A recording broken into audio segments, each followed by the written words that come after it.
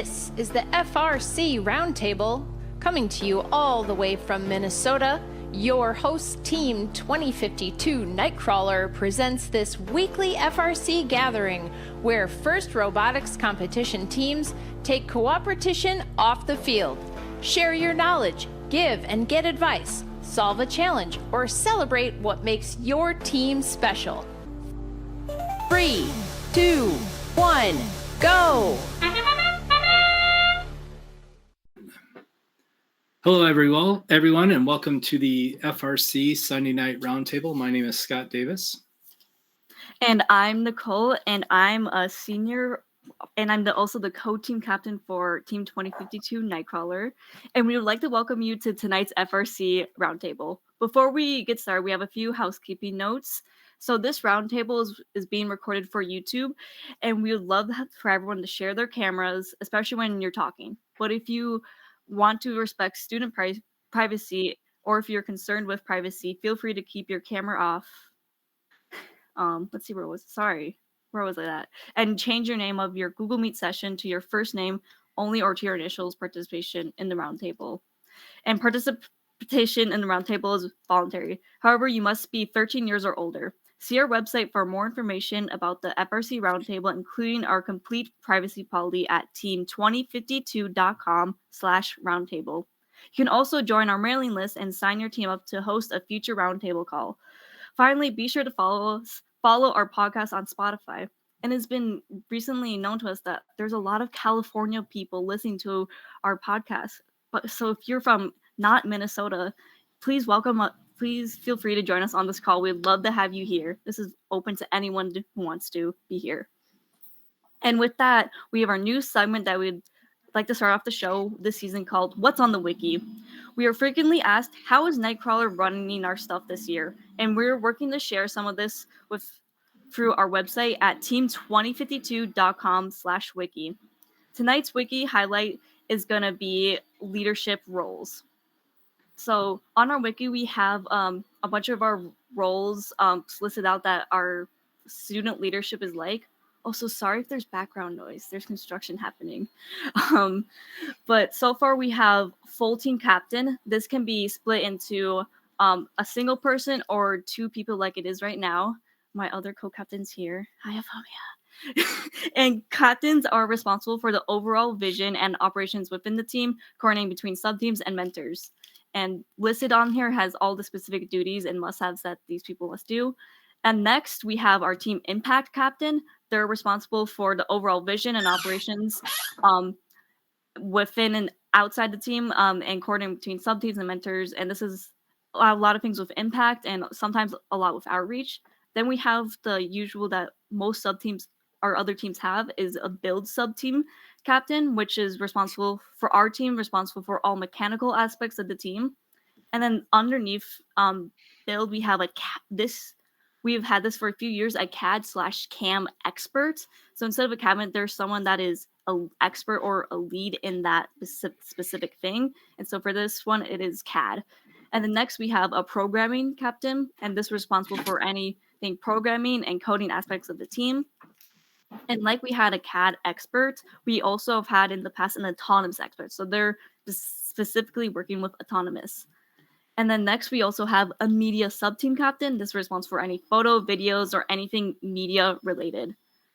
And so, yeah, I know lots of teams have different ways of how they do their team, how they run and everything, but this shows you how we do it. Yeah. Let's see. So, Anne, now onto our show. Tonight's call is hosted by, Toby. Toby from No Mythic. Yes. Sorry, I should have prepped Nicole a little bit more from that. So, Toby, your topic tonight, I'm going to let you do all the intros of how long you've been with No Mythic, what your topic is, let you introduce your topic the way that you want to introduce it. For sure. All right. And can you hear me? Awesome. I was having some trouble with my sound when I first joined the call because I don't do Google Meet very often. My name is Toby McAdams. I'm a mentor on 2491 No Mythic, which is an FRC team in St. Paul, Minnesota. So we're an urban team. We're actually from two schools. We combine two different small charter schools in order to have enough students to really run an FRC team. It's kind of unusual to be from a charter school, I think, but our team has been around. This is going to be our 18th season. So this team has been around quite a while. You can see from our number, 2491. And I've been with the team since 2013. So a minute, a while. And at this point, I describe myself as a team administrator or one of the team administrators. I do a lot of work with the team on big picture planning, but also on logistics and managing the team behind the scenes. So, but I've been involved in quite a number of different parts of the team activities. So tonight, I'm here to talk about team travel. And I was in a couple of different meetings. I have a lot of different hats that I wear in FRC. So in addition to working with my team, I'm also on the diversity, equity, inclusion, and belonging team for First Northland. So first in Minnesota, North Dakota, South Dakota. I'm probably missing something. And I also run the hub. So I coordinate meetings of the teams in the St. Paul area. And I help coordinate the practice fields in the Twin Cities area. So amid all these different meetings, I'm getting to talk to different mentors on different teams, different kinds of teams. And team travel is one of the things that comes up. So I'm going to attempt to share my screen here. Let's see. And I think it worked. All right. So my provocative question for all of us tonight is team travel, does the whole team always go? And you may think that I'm here to just talk about World Championship. And I will admit that a lot of these conversations come out of discussions about World Championship. But the more I talk about this with other mentors, my team, and other team members, other teams, the more I actually think that these conversations can apply to all kinds of events that our teams go to. And I wanted to just start with some of the highlights. And you'll see that all my pictures on my slideshow are branded to my team, and I do enjoy the colors of our team. I'm wearing the colors of our team. And it also is the library of pictures that I have. So traveling with the team is pretty amazing stuff. My team actually travels and does a number of activities together, including going to team retreats. You can see we're outside doing team retreat stuff. We go to mini regionals. We go to off seasons. We go to state competition some years. We go to world championship some years. So lots of different kinds of travel and the travel experience. I mean, and we go to regionals that are in town. So those opportunities to go somewhere and do something together are one of the highlights for our students and often our mentors as well. These intense experiences of coming together with a project and a mission and doing it and working really hard together, those create memories that really last a lifetime. People love it. And increasingly, I am hearing from mentors on my team and mentors on other teams that there are some issues associated with travel. And usually they present as it's too expensive. It's true. It's expensive. Well, sometimes some of the events I'm talking about aren't expensive at all. And I think some of the issues are the same. But costs can go from almost nothing to the cost of going to Worlds. And my team spent, I actually don't know, somewhere between $40,000 and $45,000 to take our team to Houston last year. So that's a whole lot of money on the table. But really, what I'm hearing is people say that it feels like too much to travel with the team, too many students, it's too much money, it's too hard to manage. And that when we go to events with small numbers of people, these problems seem to evaporate. Things just seem to be better. They come home and go, oh my God, I wish all travel could be as wonderful as that. So it leads to that question of, well, maybe we should just not take all of the team. Maybe that's the issue. But I'd like to sort of look at a couple of different options. I'm sure there are more issues at play than these. But when I look at the issue of, well, what happens if we take fewer students? I find that there are advantages, but there are also disadvantages. And the advantages are, of course, if there are costs associated with the trip, it's cheaper to take fewer people. Um, when we take fewer people on our trips, usually there's a greater percentage of people who have jobs to do. They're busy. They know what they need to do. They're doing it. They're in there. They're busy. And because they're busy and because we know what they're doing, it's easier for the mentors to keep track of everybody. There's less wandering. But there are some disadvantages of just taking fewer people. You have to leave people behind. And we're all about on my team, and a lot of the thinking I do is about deep engagement, really getting people involved and getting them really deeply involved. So it really kind of wrenches me a little bit to think that we might make people feel left out. It's also true that the productivity of the team, the number of hands that we have to make light work, many hands make light work, has gone down because we don't have as many people. So maybe that's the solution. Another thing I've been looking at is that meaningful work. And I know meaningful work is a funny term. I think it comes to me from Montessori because one of our 2 charter schools is a Montessori school. But it's this idea that it's not just work, but it's work that feels important, that feels like it has value. And sort of an ideal is that meaningful work, everybody deserves to have meaningful work. And to me, it's sort of the difference between, I could sweep the shop just so I have something to do, but I'd rather do something for the team that only I can do, or that I can fill a role that I can fill that really feels very valuable, and take a turn at sweeping the shop. Everybody might be taking a turn at it, but not have that be my job all the time. And when I think about meaningful work and I put that lens on it, I've gotten some slightly different results.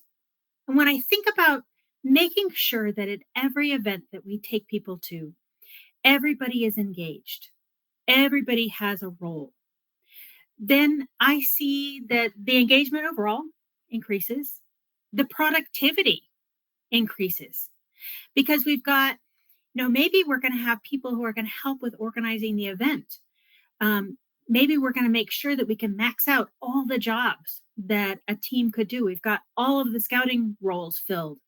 We've got somebody taking photographs. So we can do more things. And I also think that if there's actual meaningful work and specific roles and assignments for each person, then it's actually easier to track people. But the disadvantages are, on my robotics team, I think there's something about numbers here. So I'll just lay out that on our team right now, we've got 35 students and we've got about 20 mentors. So that's a lot of people. And I think that with one robot, there's only a certain perimeter to the robot. There's only a certain number of people who can fit in a 10-foot by 10-foot pit. So there are some limits on the number of real jobs that are available to any one team at any one event. And we have had some trouble, even when we want to be really intentional about these jobs, listing out and figuring out what the jobs are and making sure that people feel like they're important. Like your job might be to take pictures, but did it feel as important as driving the robot? So those are some of the things. And I think one of the things that I didn't mention is that in the issues that I've been hearing about travel, really the thing that tops the list is mentors feeling like they're babysitting students, that there are students wandering off or having issues. And that's not really what they signed up to do robotics for, was to run off and find out where did somebody go. And so that's, I think, the other reason that for our team, we've come to meaningful work as being one of the things. I'm almost done with my slides, and then we're going to talk. So I just want to mention that for us in some of these conversations we've been having, it turns out that we need to apply the same conversations and the same lens and the same thought about mentors as we do to students. As I said, we have 20 mentors on our team, which is an embarrassment of riches in one way, but it also requires that we do more coordination. And we found that we took, I think, about 14 or 15 mentors to World Championship last year, and it was more mentors than we needed. So we had mentors that were going off and working in the hotel during the day, or just didn't really feel that they were that needed because they weren't that needed, or we didn't come up with a specific job. So I think that these conversations apply to issues with mentors as well as issues with students. So I'm going to actually stop sharing at this point. I do have some questions listed here. And the first one is, why did you come? What are some of the issues that you've been seeing about travel that led you to think, yeah, we have been thinking about that issue? What are you seeing?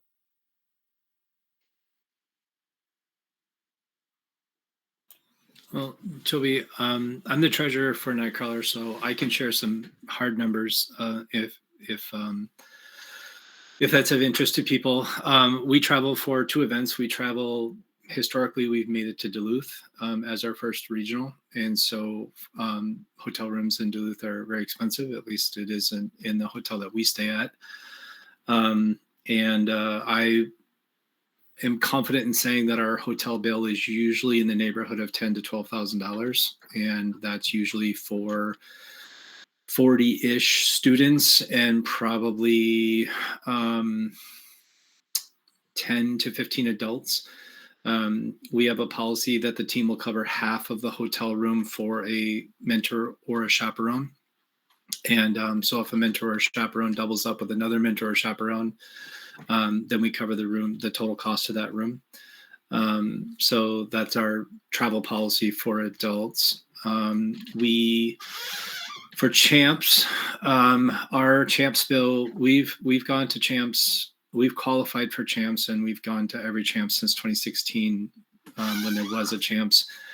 And the last 2 years, our champs total cost has been in the neighborhood of $33,000 to $36,000. Last year it was going to be 38, and then we found a bus company that dropped their initial quote to us by $5,000, and so it would have been 38,000 had we not found a bus company that lowered their quotes. And I think part of that was because so many Minnesota regional qualifiers went to out-of-state teams that they had lined up several buses to take people down to champs, and turned out they didn't have any. So to try to lock down at least one team or 2 teams, they dropped their prices. So that's I'm more than happy to share those costs. Those costs aren't a secret. We share them pretty openly. I don't know if anyone else wants to share their costs, but I can come back to things around the cost of travel, but I'd prefer to leave it open for other people to go first. Amanda. To answer your question, Toby, can you hear me okay, by the way, everybody? Can. Okay. With 2530, we're going to MMR this Saturday, and we also are going to mini trials. We're an hour and a half to an hour from the Twin Cities where most of our events take place. We've always taken a school bus. It's 1,000 plus, every time we go up there. And we weren't expecting to go to mini trials, so we had not budgeted for that. So for the first time, we decided we're not taking the whole team to MMR, and we're going to do it by vans, where school vans, we coaches drive, and we only pay gas. So it saves us a lot of money. So we were faced for the first time with, oh my gosh, how do we go from 42 students to 20 students in a van? And we've been going through that for the first time this month. So that's why I came to this, is to hear what others' thoughts on how you do that. As it turned out, we only had 20 students express interest, so we didn't have to make hard decisions. But I anticipate that will be something we have to do in the future. And it's a great discussion to have. Thank you. So flat out costs, or like space in vehicles, space to go to things. Those are 2 issues. What other issues are you seeing with travel? What brought you here tonight? Toby, this just occurred to me with Amanda's comment about taking vans, and I presume they're towing a trailer. We used to, when we go to Duluth, we take only the drive team and pit crew up early, and everyone else comes Thursday morning, so that our drive team and pit crew are there. They're up Wednesday night so they can be there at 7 a.m. or 7:30 whenever the pits open. And then they go through practice matches, and the other teams show up around the last practice match on practice day.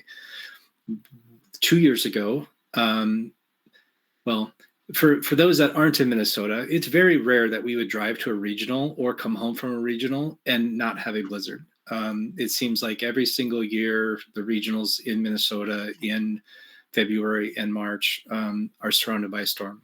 We've had teams that had to leave regionals early, that basically left the robot behind and let another team drive it for them and sent everyone home.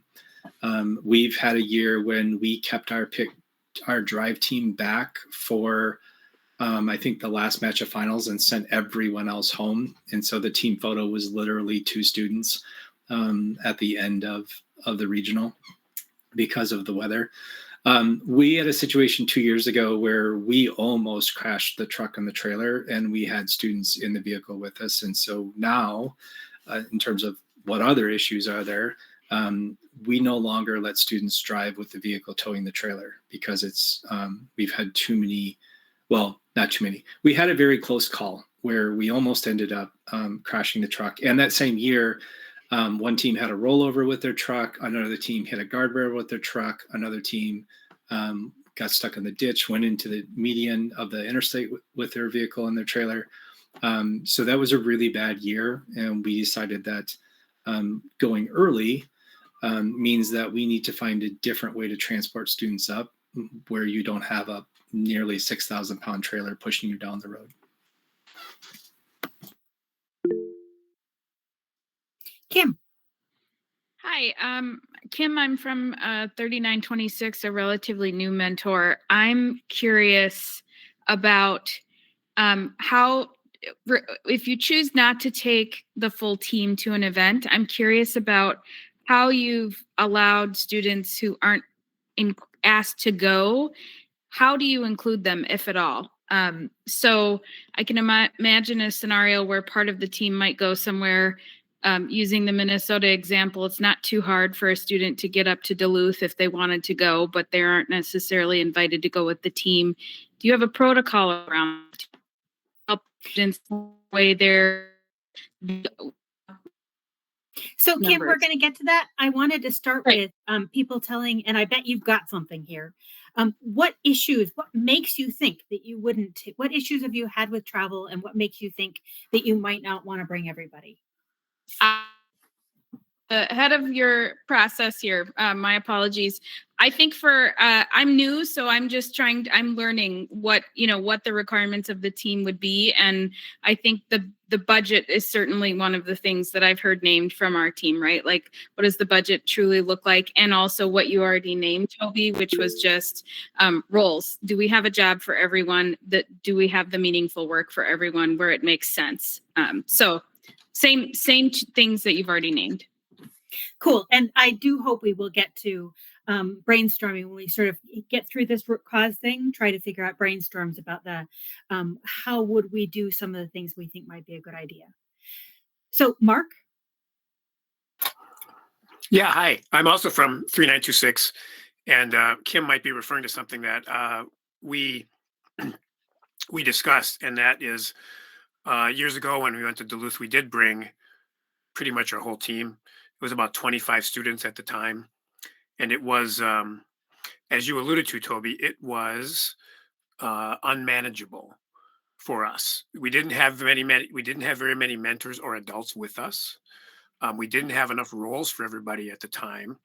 And we did have to deal with some behavior that we would have preferred not to have had to deal with because there were people that were bored and did some things that we would prefer that they didn't get into. So more recently, we have, when we have traveled to, say, Duluth, we have gone with about 15 or 16 students, which has seemed to be a sweet spot for us.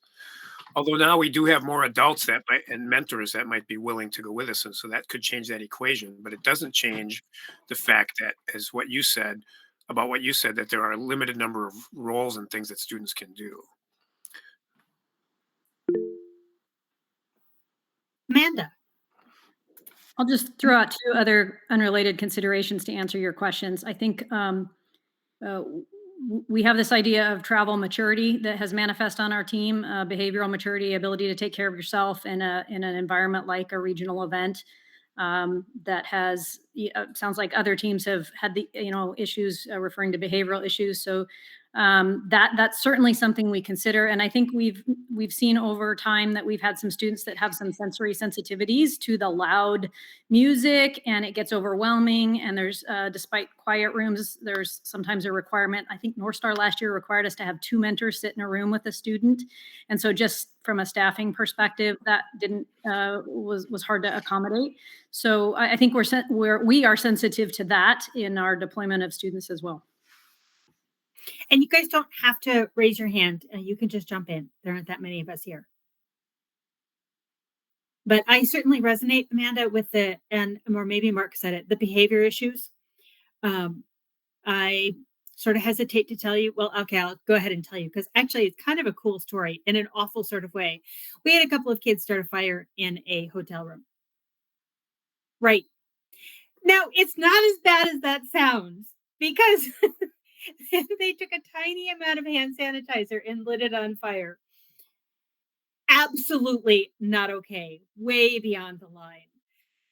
But I think that as we have more people than we can fully manage, we have ended up with behavior issues of various kinds, and I bet we're not the only ones.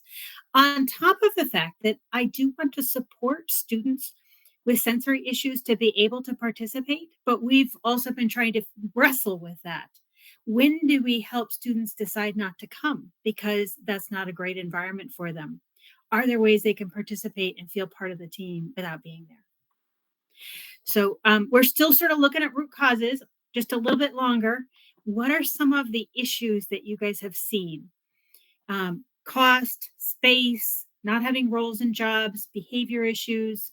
What are there any other issues that lead you to go wish that you could leave some of them behind? Toby, one thing that hasn't come up yet is food. Food, for the most part, directly relates back to cost, but where we have been to regionals, it's, I think, what's $8 for one slice of pizza at a concession stand. We don't let our students leave the venue without an adult. We try not to leave the venue, period, because the amount of time it's going to take for you to walk someplace and get some food and come back probably is not going to work in the schedule.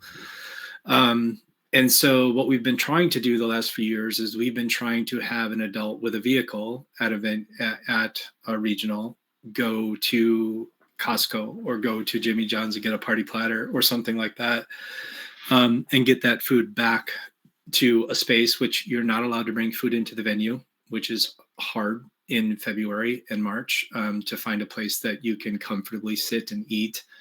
And that can be hard when you're talking about 45 students. And so if that would be much easier to manage if you were talking about 15 students, compared to trying to figure out where in the heck am I going to set up food for 40 students and 10 adults or 15 adults. And that can be a real challenge. We have tried to make an effort to be more equitable in the idea that, hey, we want everybody to go to the regional, and by the way, you got to bring $50 for food, and that's just not reasonable for some students. And so we've been trying to figure out, okay, how do we roll these costs into our travel costs to make sure that everybody can get some food and not go hungry through the day and actually afford without spending like $8 for one slice of pizza.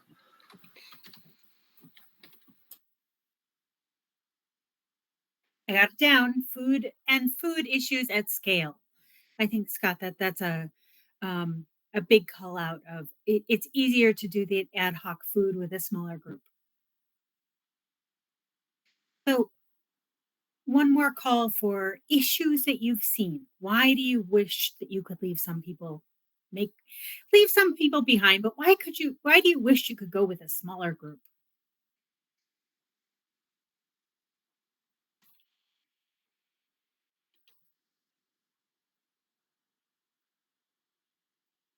All right. Well, cost is something I'd like to dig into just a little bit more, because it seems like there's a couple of different reasons that the cost can be an issue for teams. And Scott, I really appreciate you being very open and transparent about how much things cost on your team and who pays, because I think it actually does vary across our team. Whether the team is taking care of the cost for everything all the way down the continuum to students taking care of the costs of almost everything, or students and families. So it seems to me that there's one of the issues are talking about the burden on families, students and families. Some of us have students who can't afford very much. Probably most of us have some students who can't afford something, but we also may have more families who can. And so that how much burden is there on our immediate community to pay for these events, to raise that money? How much burden is there on our fundraising teams to go out and get that money? And how easy or difficult have people been finding it when we've got these big numbers? And there's a third thing about cost that I was starting to write down and I didn't, and I've forgotten. So there are some issues about cost stuff. And I thought that if we again talked a little bit about the root cost of who pays on your team and what makes you think that cost is the issue. And I'm going to just take a quick note to say that in some ways, we're not finding that cost is an issue for No Mythic. I guess I'll just go first and say that. And you're like, what? How can that be? And what I'll say is that we're finding that when we go to events where engagement is really high among every student and mentor who participates, then we've been able to leverage that excitement into extra funding. We've been able to leverage into our direct communities and our indirect communities and strike a pretty amazing note in my mind with those communities to say, you don't, that we reach out further for extra funding, and it isn't, you have to support us. It's, we're doing this really amazing thing. Would you like the opportunity to support us? And surprisingly, a lot of that's the extra bump that we do during when we do qualify for Worlds, because my team qualifies maybe once every other or once every third year. And we need that extra bit of money, that we find that the grandparents and the aunts and uncles and the friends and the extra layer further beyond families have often come up and have been like, oh, wow, I would love to support an activity that's creating that much excitement and engagement among my kid, my person, wherever that person is. But as part of my turn here to talk about how No Mythic handles money, we do ask for fees, and they're not small. Annual fees, travel fees, when we go to events that cost money. It's probably, Scott, not dissimilar from the amount that you actually ask for. We tend to ask for about $250 or $300 per student to go to something like Duluth. And we've been asking $500 for going to World Championship. As you all probably know, that's about half of the cost, or maybe a third of the cost. And when we ask for fees, we always ask for fees on a sliding scale. And we really encourage families that are going to have to take money from their rent and their food budgets to pay these fees to pay a much smaller amount. Our fee scale goes from greater than zero up to the recommended amount and beyond. And some of our families pay beyond. So we do have a community of families that I think are wealthier than some of the other teams in my hub, for sure. And not as much as some of the other teams. So I don't really know how the family demographics entirely fit. But we've been able to find that if we're really excited about something, we can pull off the money. So we're ending up focusing more on the engagement side of things, we want to make sure that this is a trip that we really are thinking is that amazing for every single person. We don't want to be taking students or mentors who are not deeply engaged and are wandering off, and for whom that kind of environment is just never going to work. But given that, even though I said that, I'm going to come back to the teams that want to talk about money, because I want to go back and talk about that, and then we'll go back and we'll do the second step of talking about engagement. So I would invite more teams to talk about the cost issues. And Nicole has raised a hand. Yes, hello. So, Nightcrawler, we've not, I guess a couple years ago, we started a thing called, instead of asking for families to pay that $250 to go to an overnight regional, we make it we put it as a donation. We're like, if you're able to pay this, please pay it. If pay as much as you can. And then again, we also do something similar. If you're able to pay more, we would highly encourage that. And because we do get some families who do end up doing that, and also everything that we do is also tax deductible, so that's also appealing to some families. And then when we something that Nightcrawler does before we go to an overnight regional like Duluth, we always give a presentation of like, oh, this is what it's like, blah blah blah. But then we're also very open about the cost, like Scott has mentioned. Like, this is what our fees looks like. This is what we're asking. This is why we want you guys to donate this. And so it helps to tell the parents or families, whoever's donating, what's happening, what's our financial situation, so they know everything about that. And then for also going to Worlds, we still ask the same amount, and again, it is still a donation. So we wanted to make it open to everybody. That's why we have this tax deductible donation. So that's a little bit of how Nightcrawler does it. I can add on to that a little bit because I have a little bit more history than Nicole has for my tenure on the team. We started this in 2022, and we started this as an equity issue for our team. And we basically went from having a fee with you could apply for a scholarship to making it no questions asked.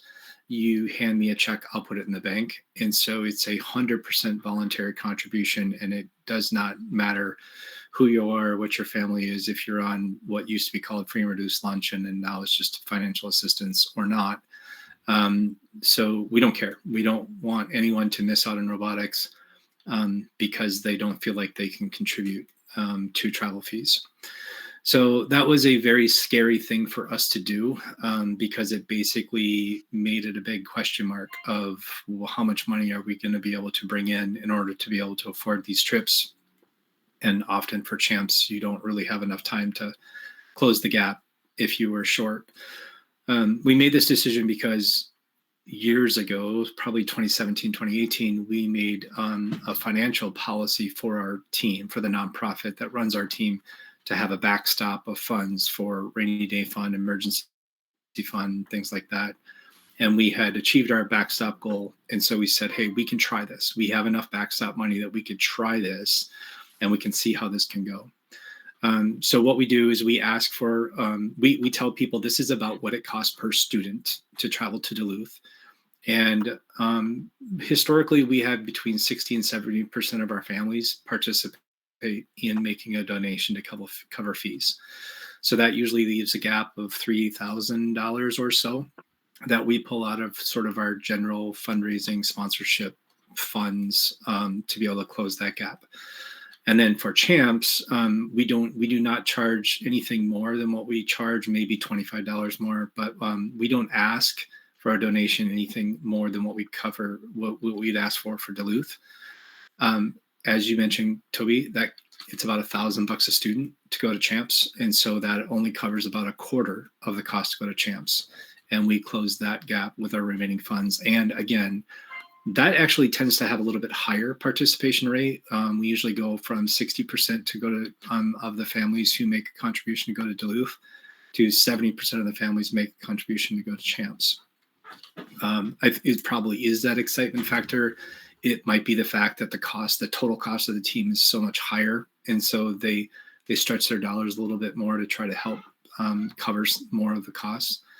But in general, our families end up supporting about 20% of the cost of going to Champs when we take the whole team on a bus.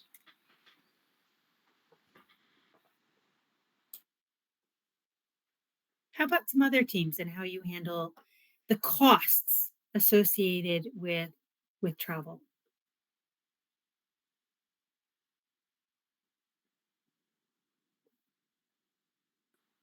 Well, I can quickly speak for 2530. We relied exclusively on fundraising with no travel fees up until last year. That coincided with the year after we went to Worlds for just the second time with a big gap, and we covered that with immediate fundraising and a little bit of a backstop, but that wasn't perceived as being a way that we could go forward. So we did initiate a travel fee, but it's very similar to what No Mythic has. I won't go, through the details, but it's you're in for something, sliding scale, and more for Worlds. That's how we handle our travel. But most of it comes, I would say, probably it's overall maybe half and half, or maybe 60-40 with travel fees and team being in for the rest of it, team paying for it.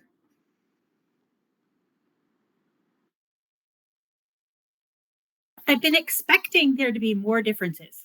So if you're different than those of us who've spoken, please speak up. Oh, okay. I was gonna No, say. you can speak up. I That's was okay. gonna Mark. say. I was gonna say we're pretty similar. We charge. We ask the students to pay. We figure out about how much it's going to cost us, and we ask the students to pay about half of the cost for Duluth. And typically, if we're going to Duluth, and if they can't do that, then we make other arrangements.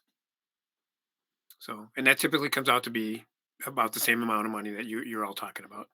200, between 200, 200, $250, something like that.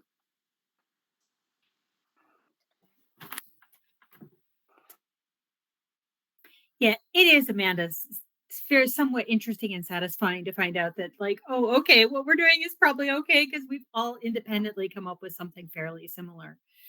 But I do know that there are teams that leave more of the responsibility of attending. There's at least one team that just simply lets the students manage to get to their and stay at their events, and their parents tend to bring them. That's pretty different than the model that we're talking about. They do not lump the costs of the hotel and the food and the travel the way that the teams that we're talking about do. So there are different solutions that are cool, that are, work for different groups. Yeah, you're right, Toby. On a call we had, I think, last year when we were talking about preparing for Champs Travel, there was a team that shared that we tell the kids, if you want to go to Champs, get yourself to Champs, and we'll make sure that once you're there, you're involved with the team. But airfare, which I think their team all did airfare and hotel are your responsibility to arrange and pay for.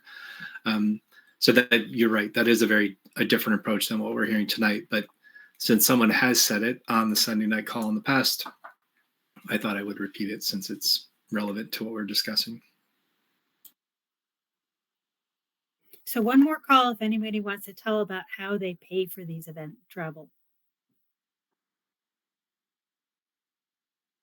I will say for regionals too, another thing that's come up on the call in the past has been there are some smaller teams who say we just have the parents figure out how to get the kids there, and they carpool or whatever it is. I think the team arranges the hotels, but in terms of getting there, their teams are usually with the smaller teams. They can just figure out how to carpool and make arrangements because there are parents who are willing to go or to do that shuttling. Again, usually within an hour or 2 hours to the venue. I would estimate. And that's a great reminder, Scott, is that maybe that a team that collaborates and stays together in one hotel, maybe they do food together, but maybe they have members do the transportation separately. And I'll say that No Mythic has been on a journey with that for some of our events. We used to allow a lot more carpooling, especially to like our team retreat. And we still do some of it, But liability concerns and snowstorms, actually, snowstorms keep coming up as one of our issues, are one of the reasons that we continue to pay the extra bucks and getting a big coach bus to get us to and from Duluth. And it is true that when we're all sitting on that coach bus and the flakes are flying, I'm really glad as a professional driver. There's another team. I wish they were. I'm not going to call them out because they're not on the call tonight, but I'm almost certain that they have told me multiple times that their travel policy is you get 8, and that's what every year they have 8 spots. 8 spots travel. That's the rule, and they take 8, and it's because they take the school van and all of their luggage and all their equipment and everything. And so that's just their travel policy is the 8 people that are the most critical to the event. They're the ones that get to go, and it doesn't matter how big the team is. Interesting. All right. Well, I'm going to shift us to the next piece, as far as I can tell, which is to say, okay, we've got policies to pay for these. We're managing. If we can pay for these, why is it a problem? Like, again, and it's not why is a problem. Why are you having a problem? But really, several of you came and said, I'm worried about the cost and it makes me want to not take everybody. But if you have a plan for it, I'm trying to figure out how I can say this better. Because I think that there's a world in which you'd be happy to have everybody and use your same things. I think there are other issues. And so I ask you, is it really the cost that's the issue to you? And if so, what makes you concerned about continuing these models and doing this?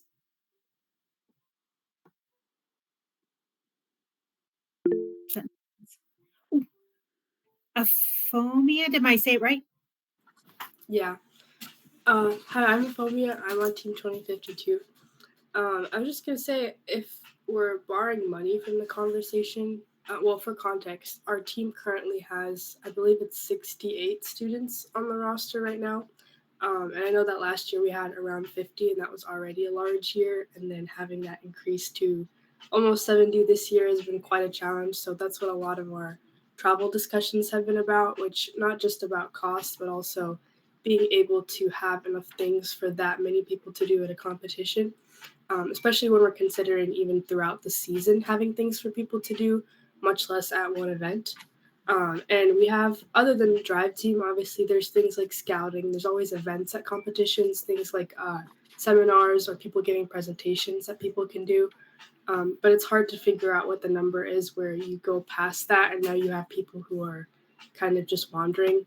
But then another challenge that we had this year is it's not just a bunch of unengaged students that joined. We have a lot of really dedicated, really passionate, interested students.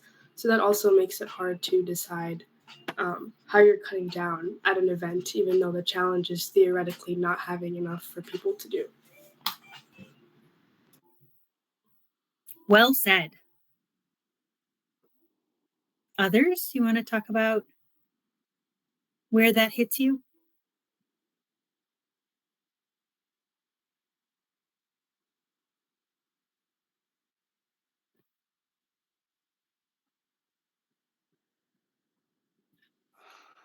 I would reinforce what Aphomia said about having enough tasks for everyone to do. And a couple of other things. I mean, why don't we bring our whole team? There is that. There's also the fact that some people don't want to go. Obviously, they want to miss. They don't want to miss 2 days of school or whatever. And then there are, there are various levels of engagement on the team, even when we are in our lab. And so there is a sense in which, yes, we want everybody to see this because if you've never seen a regional, and once you see it, you've drunk the Kool-Aid, you're hooked. We want everybody to experience that. Of course we do. And it's a lot more fun to travel than it is to go to the local one and have the fun together with the team. But there are some people that even when we are at school in the lab, their engagement is, like Aphomia said, there are a lot of people that are really engaged. We have a lot of new people too that are really engaged this year, but we also have some people that are sort of a little more on the fringes. And there is a sense to balance the idea that we want everybody to go and experience it. There's also the sense that you sort of have to earn it. And if you're really on the fringe, and your contributions have been maybe minimal, maybe we aren't quite as interested in bringing all of the people that are like that. But definitely want to encourage them to come to the local competition.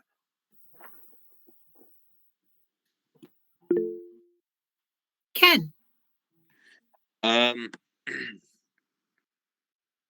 to add what Mark was just saying, we have you can quote me on this, Scott, but we have criteria to say like that helps with like that like reducing of like people on our team that are going to like travel.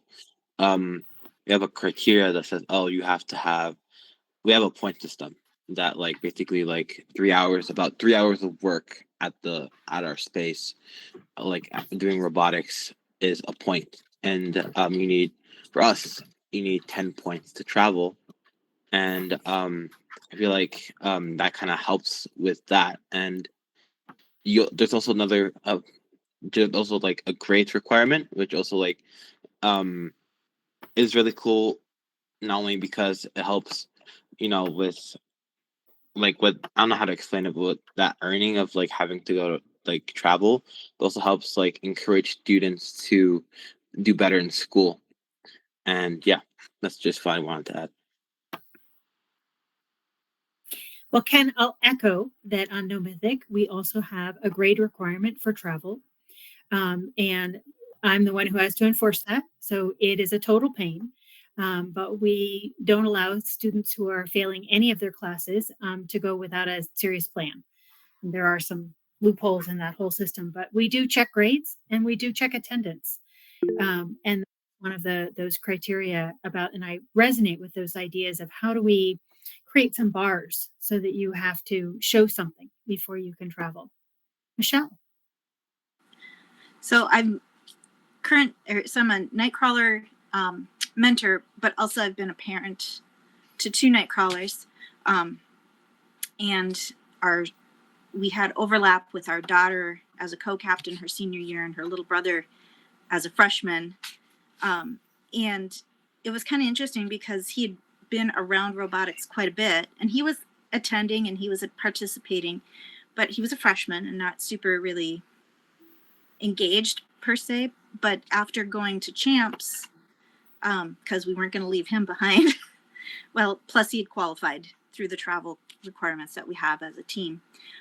Once he hit champs and saw that bigger world and that bigger universe, even after going to regionals and seeing some of that within Minnesota, I don't know what clicked, but between that and then Scott showing him CAD even after his dad trying to get him into it, between those two things, like he got it. And so, I mean, like, that's the hard part with travel, right? It can be really eye-opening and it can be so amazing for these students to see things that they might not see otherwise.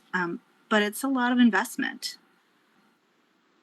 That's a wonderful perspective to bring in, Michelle, because I'll also say that one of the reasons that we have loopholes in our grade policy and our team is because at least one of our schools is a school that a lot of kids come to because they failed some other school. And sometimes they're doing very well, but sometimes they're only sticking with school because of robotics.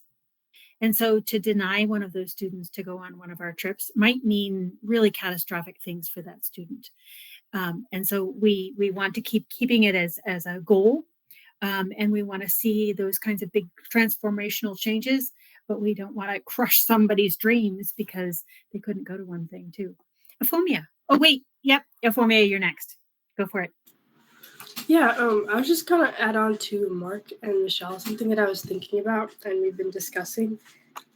Once you get past the basic requirements for GPA and points, if you still have a very large number of engaged students, which I think we're going to reach this problem because with the number of new engaged students we have, I don't think it's going to come down to cutting people out just because they didn't reach 10 points. If it's more about robot contribution or who has the most impact on the physical robot at events, then that's going to be more of the senior members, people who have been around for longer or more confident in their technical skills.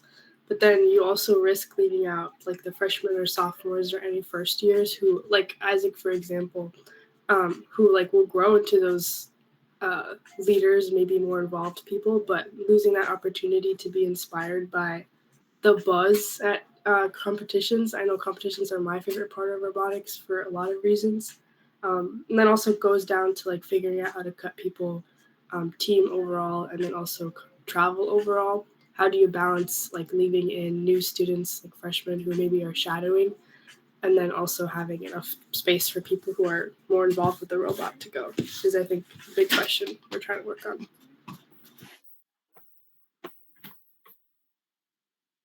Just checking to see if we have anybody with a hand up. Anybody with a burning thing to say? Jump in. Just that Afomia makes a great point, and it's really hard to not have the freshmen get to travel and see what happens. And if we always try to have at least a small number of new students travel with us if we can. We're a much smaller team than you, so it's probably easier for us to do that. But we strongly encourage everybody to go to the local competition if we compete in Minneapolis, and sometimes that's the best we can do. It's tough. You bring up a very good point. So the next thing that comes up for me is I'd love to hear all of your take on this, but my sense is that there's one set of jobs in the shop on regular practice nights, and it's broad. We have 4 sub teams and the big picture planning team, and lots of different buckets, lots of different kinds of work going on. That's one set of jobs. What happens at competition is a different set of jobs. And I'm wondering how you reconcile the jobs that people have in a regular practice with what they're going to do and what they do, what you need them to do when you're at competitions.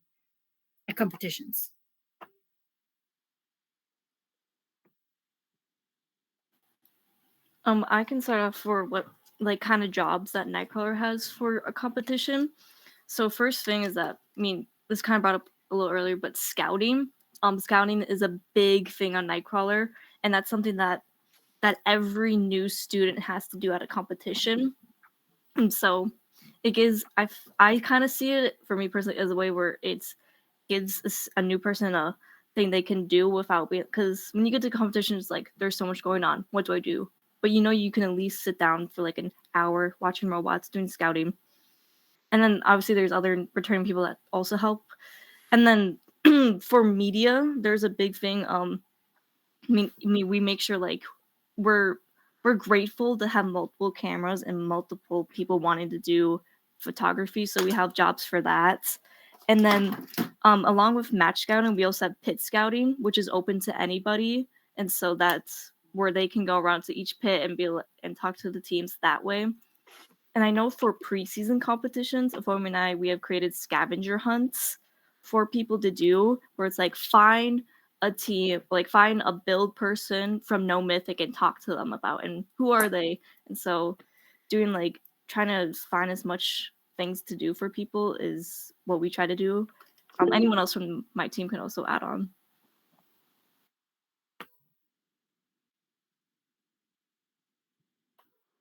Clay. So something that I've been on No Mythic for, this is my 3rd season. Something that I noticed at the first time I was at Duluth was how much the team culture prided the quality and effort that went into scouting. And there's a bit of a like, No Mythic, I guess, has in the past made some pretty dark horse choices for alliance members that have paid off, and there's a lot of pride in that sort of our numbers didn't lie, and that's the task at tournaments that ends up being I think there's been a lot of work gone into not letting it be framed like this, but the sort of catch-all task. Like, if we don't have something else for you to do, what we desperately need is more people watching matches and doing scouting, or more people in the pits, right? Like, a way that we can leverage a large group of people is by collecting this data that we then get to use to either make alliance decisions or to like inform an alliance captain, like, hey, you guys watching them? And I've seen some kids really dive deep into that. Like at Worlds last year, I had to sort of gently, encourage one of our pit scout students, like, hey, you should take a break and go eat lunch. Like, no, I've only got 30 more teams left to go. Like, yes, and that is, you don't need to have all the information right now. He was so enthused about the data that he was collecting, and he knew how it was going to inform, or had the potential to inform down the road. And I think that, like I said, that's something that's in the culture. And I know it's not something that happens accidentally. So yeah. Michelle. So I'm also a media mentor, and Nicole touched on this with 2052 with our media students, because we do have usually at least 3 to 4 students that want to participate in field photography or photography at the competitions. One thing that we make it a little more, like she said, equitable is like we do scheduling for camera shifts, and they have a camera buddy to hand off the camera to throughout the day. The other thing that we've done, because you only need so many photos of your robot on the field, and to give the students a little better guidance, is doing camera bounties or photo bingo cards also from the media perspective. We've got an awesome media captain who has been doing that and getting those ready. It's a great way then to really give the students some focus on what they should be honing in on for photos, what kind of photos we want to have later. And then just making sure that the media students going in that are maybe doing video or photos have a project already kind of pre in mind for those pictures that they're going to be taking. So they really feel a sense of purpose and that they're just not taking a whole bunch of photos. And then another thing that we've done is in the last year or so, we've also designated some students to make sure that there's somebody always in the pits, because with judging, so they are designated like pit students that are knowledgeable on the different processes, whether it be build or programming, that are available as a resource for other teams, or if the judge were to come by, so that the pit is staffed essentially. And that's been a nice way to incorporate some more jobs into the team. So you guys validate my sense that there are lots of jobs at competitions, and that almost every job you just mentioned is not a job people do when they're at a regular practice. So we need to shift people from the jobs they're doing in regular practice to the jobs that they're going to do at competition. And yep, Clay, give me 1 second and then you'll get a chance here. Is that No Mythic has for some number of years taken the tack of trying to assign people roles, and both assigning, our little booklets have roles in them, and sometimes they have big grids in them, and you're supposed to be here from 8 to 12 and from 8 to 10, and you're going to be doing this other thing from 1 to 3, and we're going to balance you out and things like that, which is insanely a lot of work, and sometimes works out. You'd think that our students would be fully busy because we've given them roles, and yet it still doesn't always quite work.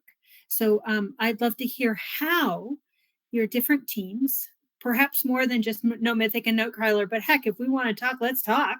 We'll tell you what we do. But so Clay can tell us a little bit more too. But how do you shift people from the jobs that they're doing in the shop to the jobs in competition? Clay? Perfect segue.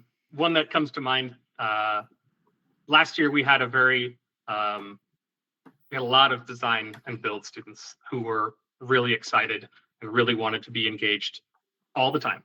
And we can only fit so many of them in the pit. And, there were all sorts of considerations for where students ended up at tournaments. And And there was a lot of brainstorming that went into creating some additional roles or figuring out how we could find meaning for students. And one that I think was new last year, or a couple that were new last year, was it's not a new idea, but it was new to us, is like repair scouting, essentially like a pit crew on pit crew for hire, that sort of was out making sure that everybody else was doing all right, sort of like looking for teams that needed help fixing stuff. We often travel to tournaments with a pretty stocked pit, and it hurts my back to load it. But it means that we can provide resources to other teams at tournaments. And sometimes it would mean that these students would be able to solve the problem that another team was having by themselves, or sometimes it meant that they would come and tag in one of our mentors who could come and help as well. Additionally, we started last year with auto scouts. We had a couple of programmers who were very excited about being engaged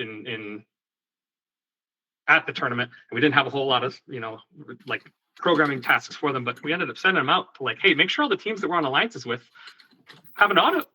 Even if it's like, just get them out of the starting area, like don't strong arm your way in and tell them how they have to do it, but offer, hey, how y'all doing? Like we've got some ready-made stuff we could offer to you, and we could show you how to use it and how to use it in the future. If your robot isn't ready to go and you just want to get that thing out of the starting area and get that rank point with us, we'd love it. And that paid off. That like a lot of people were excited about that, as far as I heard anyway.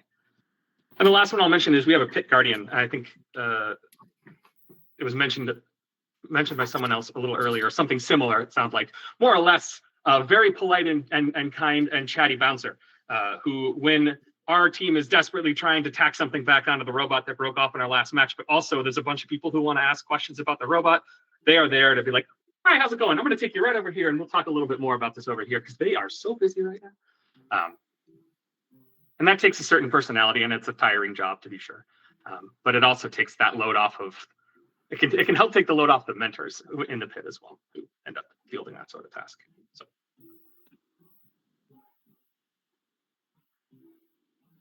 other teams, how do you help people be engaged in the different work of a competition when you get there?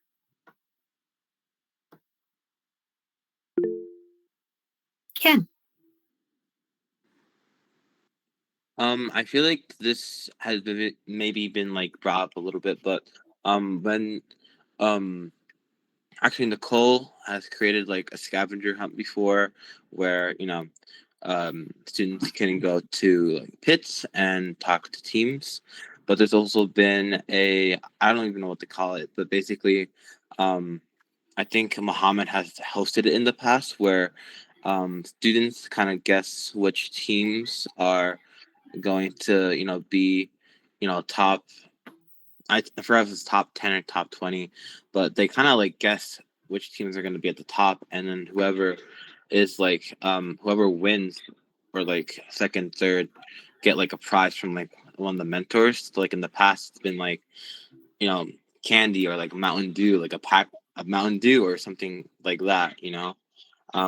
Scott, do you have anything to add to that, or yeah? Just I know what you're talking about, Ken, and it's so basically, just to clarify more, it's students before playoffs happen. Yes. There's a Google form that is sent out, and it's like, okay, pick who you think's going to be in playoffs, like top 20, top 25 teams. And then like obviously if there's a tiebreaker, put in the combined final scores do you think's going to be like. So it's like, and it's just a fun way, but for students, especially our strategy people, love to get into it, because after a day of talking about strategy, they can go in. But yeah, Ken, you're so right. That is it's just a small thing that can get people excited, especially if there's a prize. Students love prizes, especially if it's candy.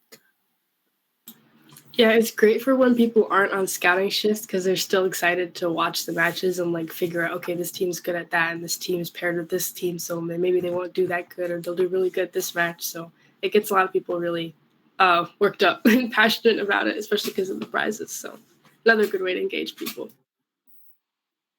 So what I'm hearing is a commonality is that both our two teams that have spoken in this section are working really hard to make sure that we have been explicit about jobs and competitions and scavenger hunts, that there is explicit work for people to do at competitions.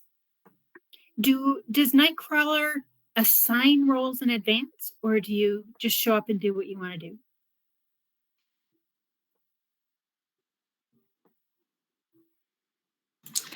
It's not show up and do what you want to do. It's more of we figure out how many students are going to the competition, and then there's schedules that are made. So I think Toby, you mentioned this earlier for No Mythic, but kind of similar system where students have specific places that they're at different times. So maybe in the morning they're doing scouting, and then if they're in a specific sub team, they probably have a different role. Like media will have the camera shifts, and those are combined.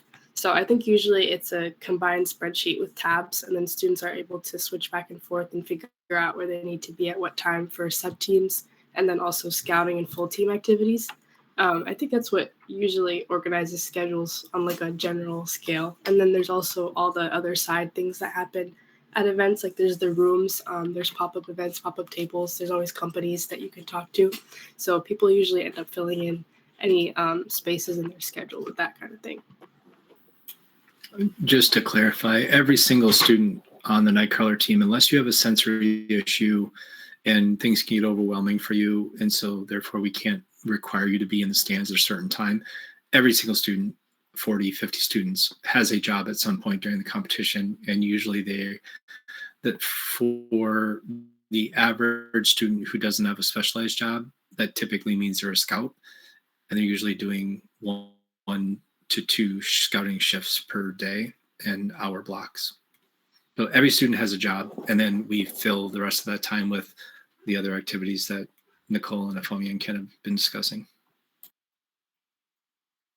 Is that true for teams that aren't Nightcrawler or No Mythic?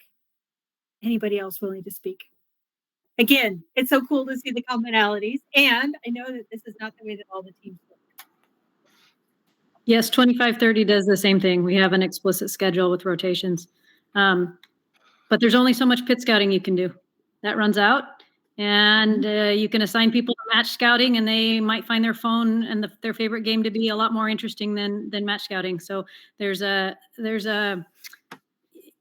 student-specific enthusiasm and buy-in that is an X factor that's a little bit hard to plan around sometimes, and that's, I think, where that speaks to the engagement. And sometimes you have hints about that at the shop, and sometimes that manifests at competitions differently. So I think maybe that's the unspoken thing that we all kind of struggle with as well. Anyone Similar else? with 3926, we also have jobs for everybody. Amanda did bring up a good point with like engagement in the stands. Like, although Nightcrawler we mentioned multiple times, there is a job for someone, but sometimes you're between scouting shifts and you're just sitting. And one thing that I've noticed as a problem is people playing on their phones. I mean, we do say, hey, you're watching a match, be respectful, don't. But even with everything that's going on, there's still some people who don't. They just sit and play on their phone with some friends. So that's I think an issue that I've noticed throughout the years. No matter what you provide, there's still going to be a phone. We're getting close on time, and I have something that I want to bring up, Toby, related to scouting and champs, if I can. Got it. Then why don't I lead into my conclusion? Sure. And then let you turn it back over to a different topic. Well, this is related to travel and champs, but please finish your topics, and then I will add my thing at the end if it's not what you're already planning to discuss. So really just what I've come to, and I really appreciate that signing up for this topic made me really think through this a lot more. What I've come to from this process is that I need to figure out what kinds of criteria there are for an event. Some people said, well, I can only take 8 people because that's how many fit in the vehicle. I may say that I can only take 30, or I can only take 25, or I can only take X because that's the number that I can, I and my team can supervise, or that we have meaningful jobs for. And I think it's fine to set limits for events and for event travel. But for me, it's really important that we be really transparent with our entire team, especially far in advance, if we can. What are the criteria? Why are they in place? Are they shiftable if we really want? For us, money is a shiftable one. But how many jobs there are and how many jobs there are is to some degree shiftable, but some degree isn't. So to be honest about that, but make some decisions. And then also to be very transparent about the criteria that are going to be used to decide who goes. And to be thoughtful as a team to make sure that our younger students are getting there and our people for whom this can make a big difference are going to get there. But that at some point we want to get certain work done, or we want to prioritize people who are able to handle deep engagement even in a busy environment. And I offer myself as an exhibit. I don't go to competitions anymore. I'm done. I do occasionally stop in, but they don't really work for me. And I can feel very deeply engaged in my team and not go to competitions. I'm kind of rare, but there may be a way for us to offer ways to have deep engagement with our team and to not make people feel so left out. Like there are jobs that I take remotely that I can take during a competition while I'm watching in my living room, or actually last year I was watching while I was on vacation in Norfolk, UK, and I was still taking jobs and feeling engaged in the team. So maybe there are remote jobs that teams there are students or mentors who are feeling really sensorially overwhelmed by the environment can take. As I said, we are also on No Mythic instituting new criteria for mentors. We are actually going to list the jobs that need to be done by mentors. And those are the only positions, that's the number of positions that are going to be financially subsidized at all.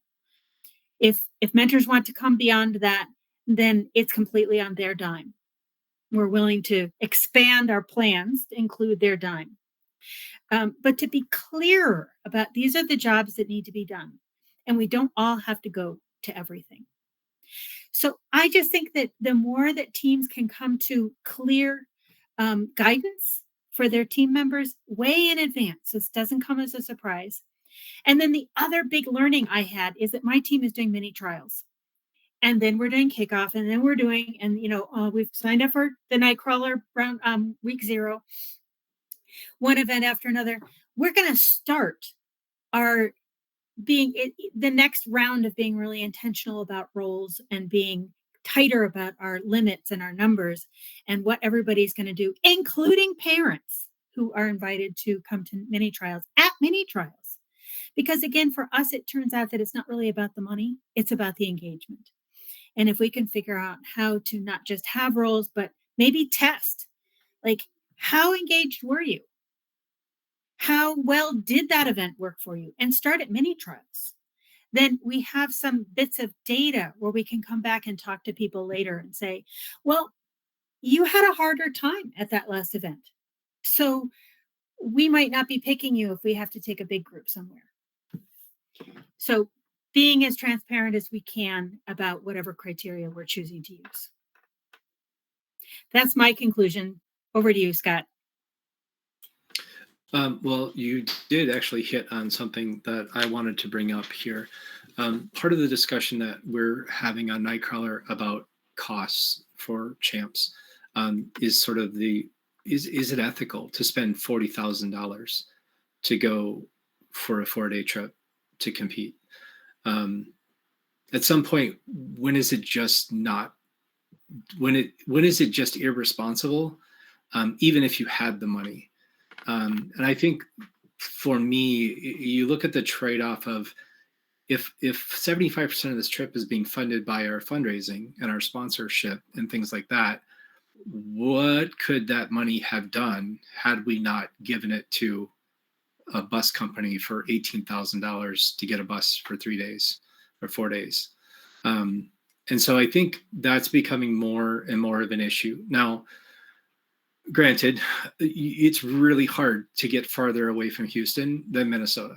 It's, there are other places that are farther, but we cross the entire country to get there. And this isn't a problem that other places, all other places in the U.S. have. But I think that's something that we should consider as well. I know that some of our biggest sponsors laid employees off in the last few months. It's only a matter of time before our sponsorship starts to be impacted, and it already has. I mean, we've seen our sponsorship levels decrease by our major sponsors the last 3 years in a row. And so when costs continue to go up to get to champs and sponsorship money continues to decline, I think, just doing it because you can, maybe that's not the right answer. But you had talked about remote jobs, and that was the thing I really wanted to hit on here, is that I am advocating very strongly, and my students on the call, they all know this. I'm advocating we do not take the entire team to champs if we qualify this year, because I just don't agree with it financially. As a treasurer and the person who just finished our taxes yesterday, maybe that says a lot about why. But I just don't think it's a good use of funds, and I'd rather see us put those funds to different use. But having said that, you heard our students talk about how important scouting is and how core it is to our team. While you could do that remote, I have zero thoughts that our school would let our students stay here but scout remotely. If they're in town, they're going to go to school. And so as important as scouting is for our team, there's no reason why you couldn't scout remote. I'd say that's very reasonable thing to do, but our students probably wouldn't be allowed to even do that if they didn't travel. A school who understood the robotics program better than our school might, but I think that's also a concern, is that if we said, hey, we're only going to take the 10 students we need to compete and everybody else is going to scout remote, I honestly am not sure we would get any scouting. I just don't know if that would be even logistically possible with our team. So something else. Also, no one said this, but I'm going to say it. Hotel for champs, disaster. I don't think anyone thinks it wasn't a disaster.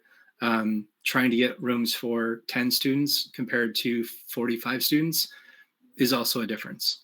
Not to mention the fact that the hotels were 20% more expensive, being required to go through the FIRST system than they were back when we could arrange our own hotel room 2 years ago. So that's also kind of an ethics thing too, of, you're playing into the system that we all disagree with. So I don't ever want to take champs away from our seniors who have worked so hard to build a robot. I would never, ever want to do that. But part of me wants to sort of do a protest champs. Should we qualify, to say, sorry, we're not going to continue to play in the system that we're frustrated with. And Scott, I just want to leap in and just because I do have a different perspective, and so I want to say it, is to say that I am seeing that going to Worlds creates an enhanced level of engagement among our students, and in fact, our entire community, that I don't see in the years that we don't go to Worlds. And so to me, it is actually worth it. When I just did our books last week, I also know what we've been spending.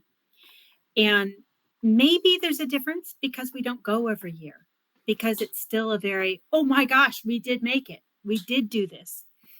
But we're seeing really different outcomes of the years that the team goes to Worlds and has that big bump.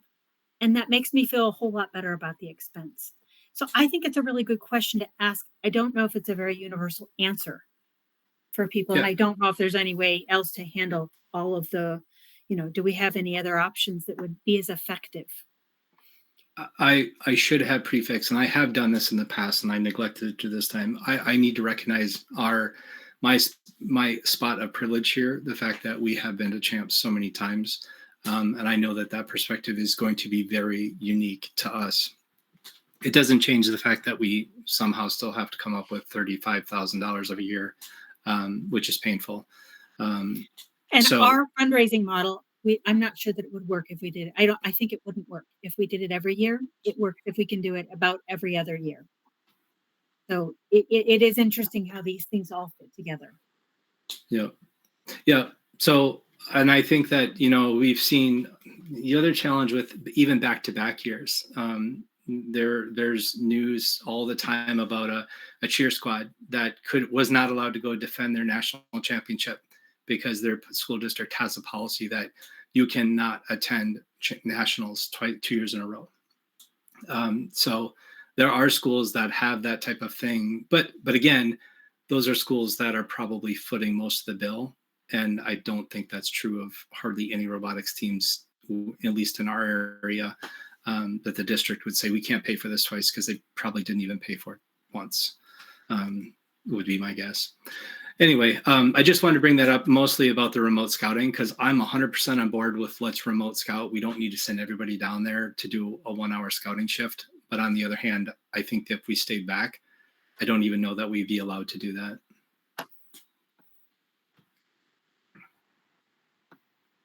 All right, we're at 8:30, so I didn't mean to stomp on the end of this thing. I got a little bit too verbose there. But does anyone have any additional kind of thoughts, final wrapping ups, questions that we were hoping we would get to that no one asked? Anyone? All right, let's all give Toby a big round of applause. Thank you so much, Toby. This was amazing. I was a little worried that this topic would be too narrow. Boy, that was not true. This was excellent. It was great conversation, great discussion. Oh, Jennifer, please go ahead. Did you raise your hand because you have a question, or were you giving high five? I was giving high fives because I don't really know how to operate it correctly. Sorry. That's okay. All right, everyone. Let's see now. Next week is not Thanksgiving week, is it? No, it is not. So we do have a call next week. I do not believe we have a call for the week of Thanksgiving, the Sunday after Thanksgiving. I think I gave us the night off for that one. So hopefully I will see everybody next week. And if you're one of our podcasters out there in California, the podcasting is going nuts out in California. So if you're out there and you're listening, please join us. We'd love to have anybody. I know this used to be the Minnesota FRC Roundtable. We're dropping the Minnesota. Everybody's welcome. Please join us. All right. Thank you, everyone. Have a great night. That's it for this week's FRC Roundtable. Join us live all season long, every Sunday night. Visit the website at team2052.com/roundtable to sign up for weekly invites. In the meantime, keep building, keep learning, and we'll see you next week.